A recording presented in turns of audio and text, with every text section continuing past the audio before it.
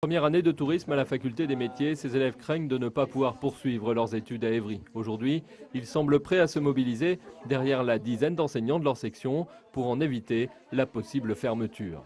Je pense qu'on fera tout pour qu'on puisse au moins nous être acceptés en deuxième année et puis de garder la section tourisme ouverte pour qu'on puisse au moins finir nous nos études.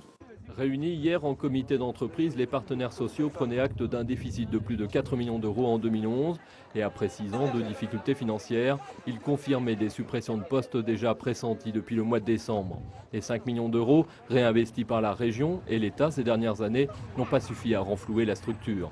Aujourd'hui, la direction a beau affirmer avoir une solution pour conserver le CFA de Massy et la section tourisme d'Évry, les syndicats sont inquiets sur le nombre de licenciements secs.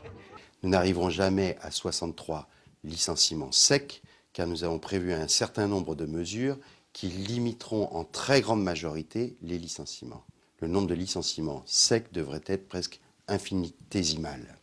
C'est-à-dire ? Très faible, j'espère largement moins de 10. On est obligé de passer par un plan de redressement et un plan de développement. Il y aura des suppressions de postes, c'est inévitable. C'est écrit depuis 2005. Que ce soit 60 personnes ou 10 personnes, nous n'accepterons pas que des salariés fassent les frais d'une gestion calamiteuse, d'une gabegie financière, d'une direction peu scrupuleuse qui n'œuvre pas en faveur de l'apprentissage.